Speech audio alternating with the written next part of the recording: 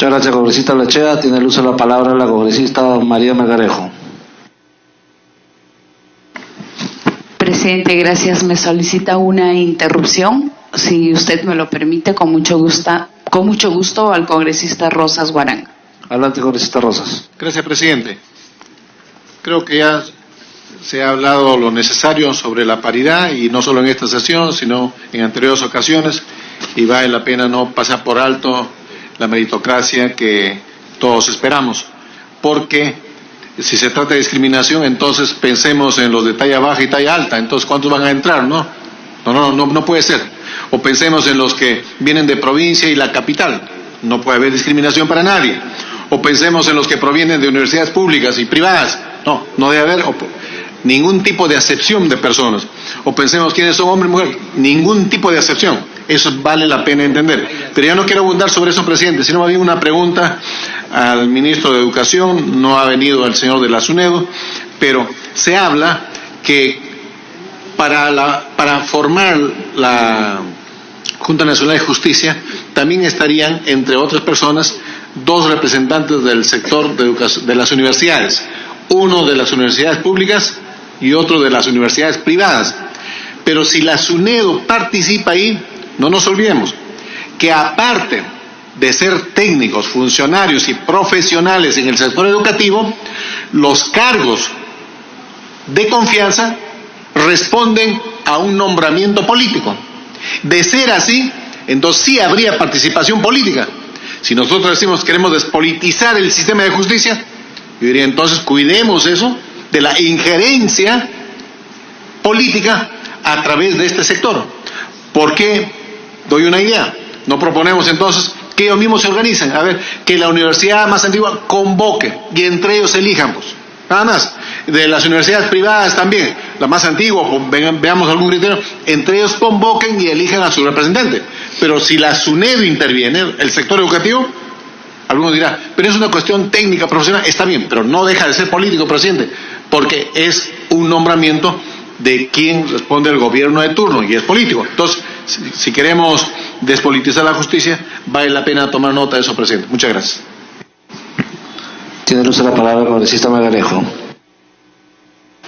Gracias, presidente. Por intermedio suyo, saludar al ministro Daniel Alfaro, quien hoy nos acompaña, que es muy importante su aporte. También saludar al presidente de la Academia de la Magistratura, Jorge Luis Salas, y a la especialista, a la doctora Alicia del Águila Peralta, y a todos ustedes, colegas congresistas. Quiero partir diciéndole, presidente, que me parece una falta de respeto que no haya asistido el superintendente de la SUNEDU, que era muy importante su opinión y su aporte, porque aquí en la ley se dice que va a participar tanto las universidades estatales públicas como las universidades privadas. Entonces, sentar una opinión en la comisión es muy importante, no hay razón que la justifique.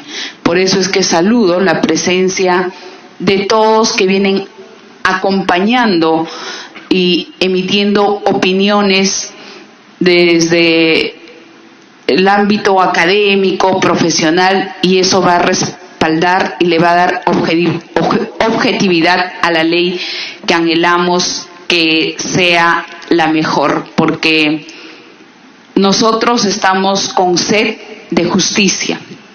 Hemos visto cómo se ha venido operando, cómo se ha venido administrando la justicia por algunos malos profesionales. Eso queda claro. Pero en mi condición de mujer y parlamentaria, que me siento honrada en representar mi país, y como mujer voy a dar un alcance. Es muy importante los espacios de oportunidad, presidente, para nosotras las mujeres, pero eso no quiere decir que dejemos de lado la meritocracia.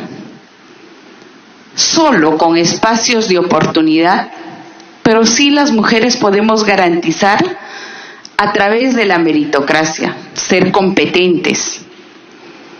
Pero eso no quiere decir que vamos a quebrantar la Constitución por buscar equiparar. Lo que falta es una cultura donde hayan atajos a través de políticas públicas claras de espacios de oportunidad. Hemos visto cómo se han estado evaluando los concursos con el anterior Consejo Nacional de la Magistratura. Y entonces había por ahí un tanto que no era tan transparente. Pero ahora al mejorar la Junta Nacional de Justicia, se va a mejorar y que sea así, meritocrático, porque las mujeres van a demostrar que sí podemos ganar concursos, que no somos ningunas mártires, que somos muy capaces para ganar cualquier concurso público o para obtener cualquier puesto funcional muy alto, sino que solo nosotros queremos una oportunidad en esos espacios y que obedezca a la meritocracia. En ese sentido, también quiero decir que es muy importante hacer una carrera. Lo ha manifestado el presidente de la Academia de la Magistratura, así como la carrera de los embajadores, que tiene que seguir un paso secuencial académico, porque no se puede recortar y no se puede dar cargos a los administradores de justicia políticamente, como ahora estamos viendo. Entonces, no se puede parcializar ni tampoco hacer de la justicia como una venganza. La justicia no es venganza. La justicia es encauzar, es dar a quien se merece lo que le corresponde. En esa línea, yo sugiero para el dictamen, presidente, que se tenga en cuenta que tiene que obedecer a hacer una carrera de continuidad, y esa carrera tiene que estar fortalecida a través del fortalecimiento de capacidades, mejora continua, pero no politizando. En mi región Ancash, ¿cómo sucedía? Que los presidentes del Poder Judicial hacían convenios con los gobiernos regionales. Por ejemplo, eso no, para que puedan adquirir la maestría, el doctorado, si manejan su presupuesto. El presupuesto se debe de plantear aquí en el seno del Congreso, incrementar para el fortalecimiento de capacidades. Y entonces hacen una carrera libre de politizarla, y ahora vemos que algunos fiscales solo atentan contra algunos y no están viendo de forma holística cómo viene la corrupción, quienes son parte de ello. Algunos se felicitan, algunos por mentir se les censura, se les humilla profesionalmente, al otro sí le retiran, al otro no.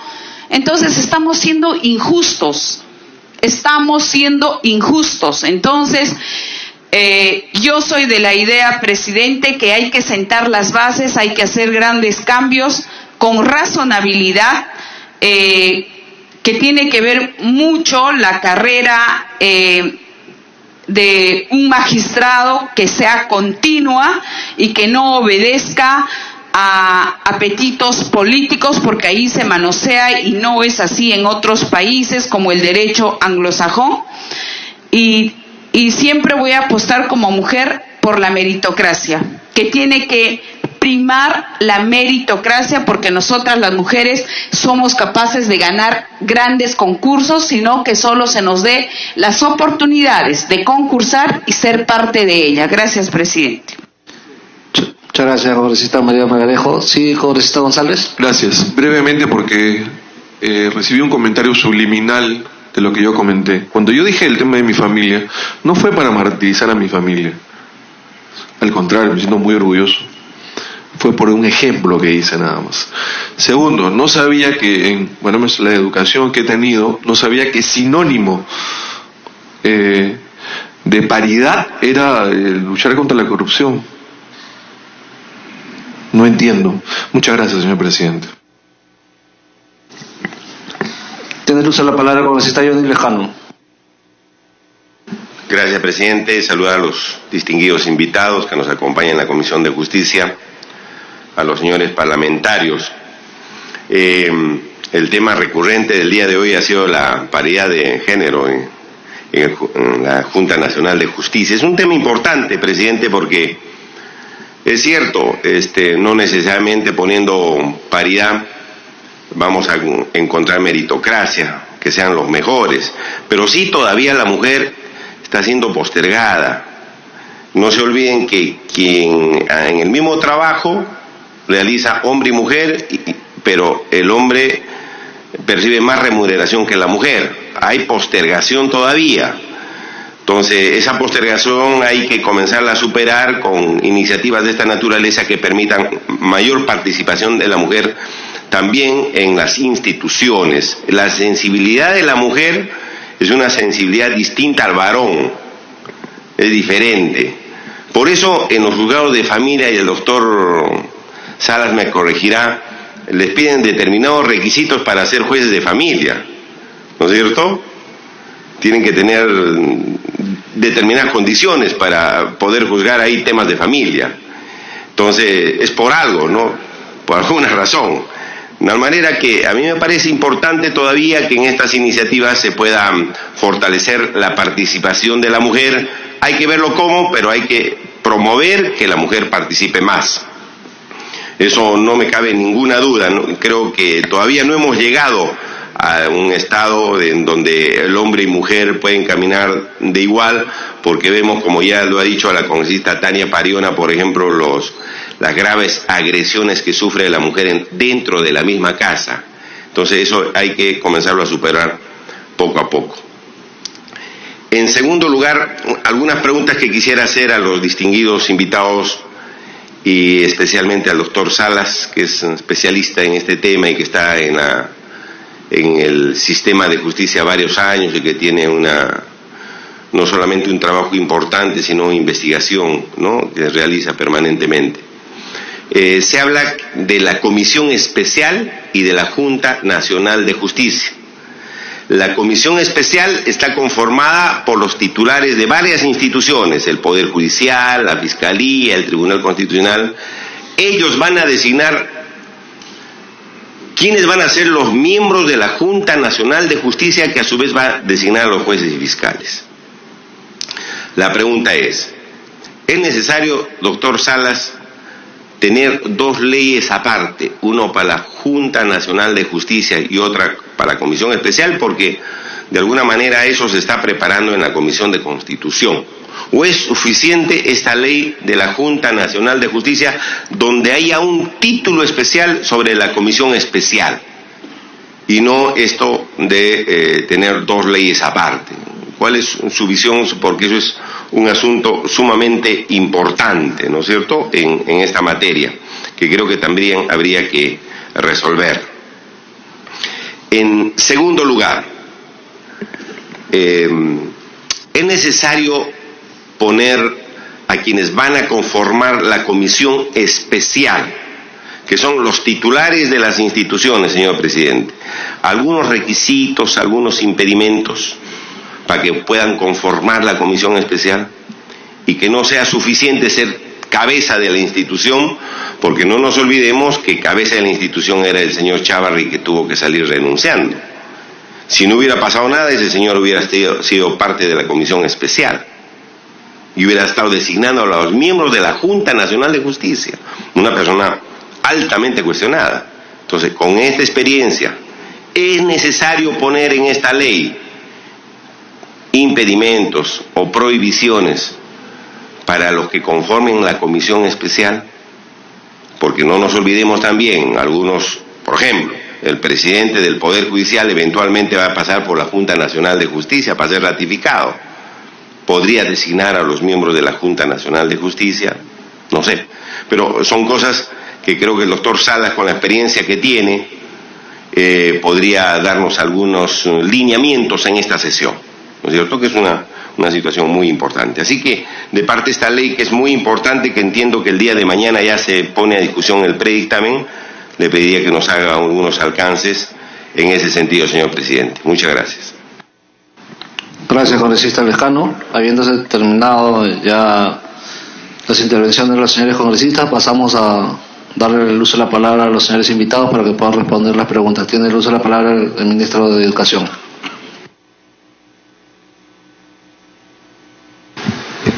Gracias, presidente, y gracias a todos los miembros de la comisión por las inquietudes puestas y por las preguntas directas hacia mi sector.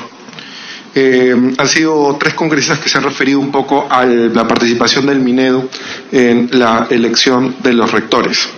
Primero, aceptar la crítica constructiva de mayor participación en las comisiones.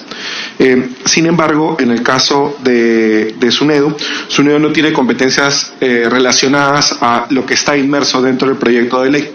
Las competencias están más en el Ministerio de Educación. Y por eso previamente coordinamos con la Superintendencia también la respuesta que ellos dieron ante la comisión, la cual también ya fue dejada en mesa de partes.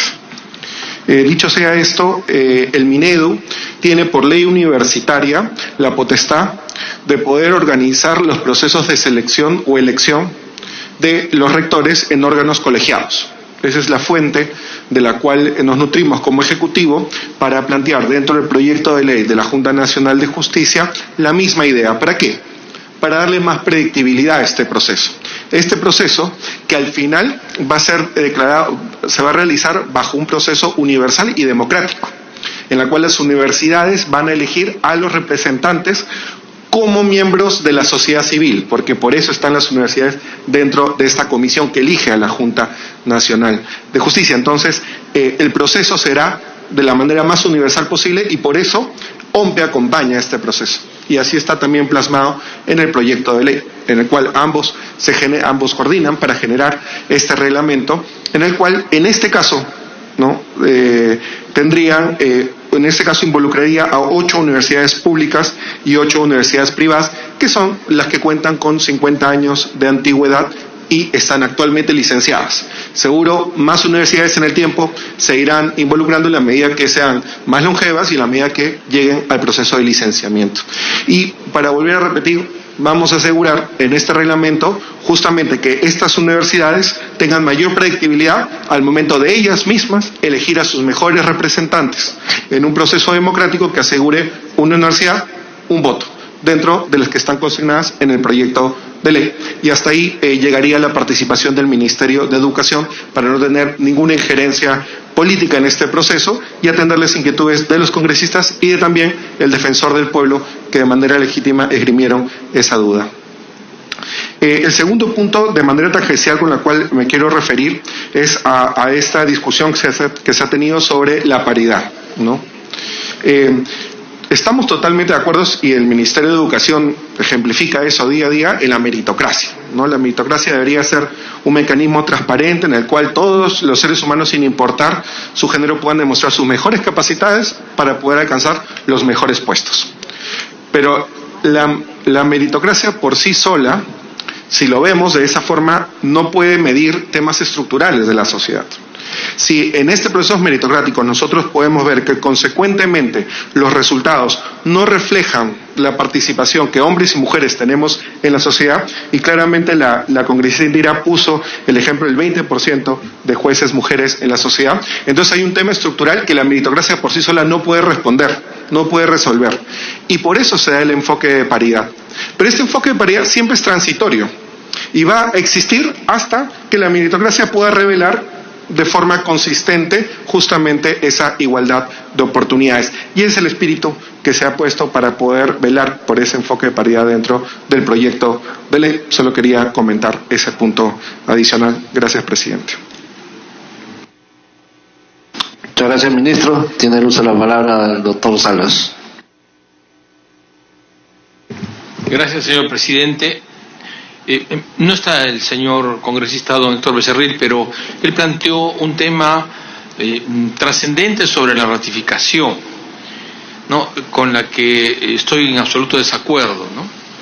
No solo yo, sino me atrevería a decir que el 99.9% de jueces y fiscales del Perú están en desacuerdo con el proceso de ratificación por las razones ya explicadas.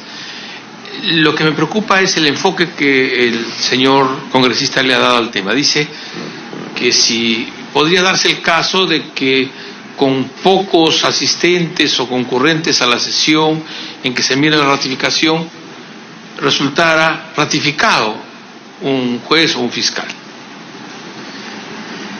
Me parece que hay un error aquí que merece ser aclarado, porque el concepto de carrera judicial y carrera fiscal no es compatible con el concepto de la ratificación, y menos aún si porque son pocos los asistentes, el juez o el fiscal resulte desratificado, o sea, no ratificado. No es al revés, no es que tiene que haber una mayoría que lo desratifique, sino que más bien, como no hubo mayoría para ratificarlo, quedó fuera. ¿Y por qué quedó fuera? Porque después de mirar sus documentos, de mirar su legajo, se produce la votación. Y ahí viene el carácter político de la ratificación, ¿no? Entonces deciden no ratificarlo, ya está. Y si los que deciden ratificarlo son pocos, porque no asistieron el número total de los convocados, ya está, no lo ratifican. Entonces, allí la carrera se liquidó. Hubo una propuesta del Congreso, no recuerdo quién la planteó, que no hubiera nombramiento permanente, sino que cada año se renovara, o cada 2 años se renovara la plantilla total de los jueces. Esa era una propuesta alucinante. O sea, 10.000 plazas convocadas cada 2 años, era una propuesta fuera por completo del concepto de la ratificación. Bueno, yo creo que es bueno señalar que además de estar en desacuerdo con la ratificación, la propuesta más bien, en el caso de que persistiera, ¿no?, que parece que es el derrotero de un sector, tendría que entenderse que más bien lo que tiene que causar, en todo caso, la desratificación es el proceso transparente y una mayoría calificada, y no al revés. En segundo lugar, sobre el tema de la paridad, yo creo que primero hay que reconocer que existe desigualdad. En segundo lugar, que se requieren mecanismos temporales, como totalmente de acuerdo con el señor ministro, temporales de equiparación. ¿Y por qué temporales? Porque en la Fiscalía, por ejemplo, la mayor parte de fiscales son mujeres. Me refiero a fiscales provinciales, ¿no? Y eso va a ocurrir también con los jueces. Hace 7 años había una sola jueza suprema. Desde hace 5 años hay 4. Y seguramente que van a haber más, ¿no? Y está bien, está muy bien. Y los han ingresado por mérito. Claro, parece que es importante que exista un mecanismo que permita lograr más aceleradamente esa equiparidad. Porque ¿qué va a pasar cuando sean más las damas?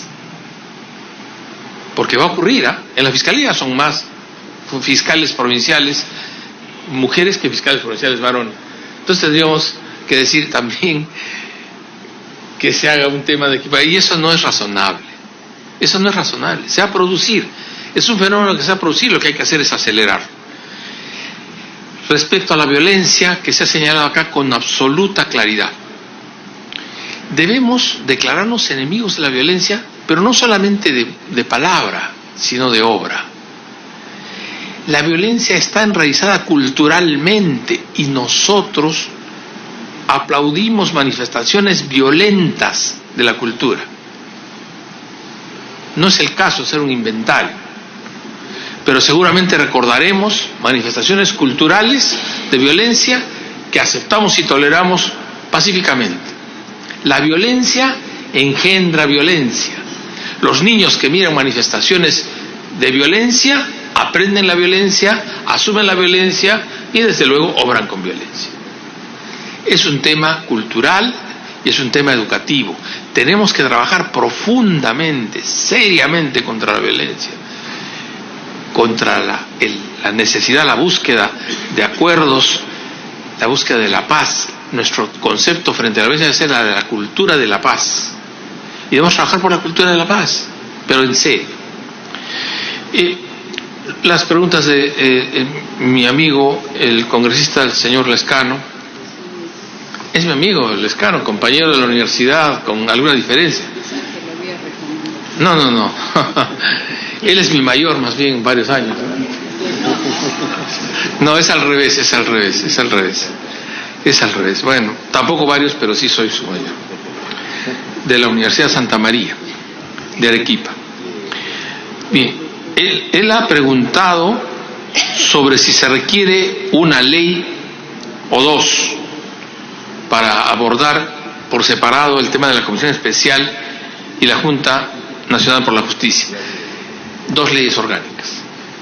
Y tiene razón en proponer que sea solo una, creo yo, que sea solo una. Y porque al final apuntan las dos hacia lo mismo.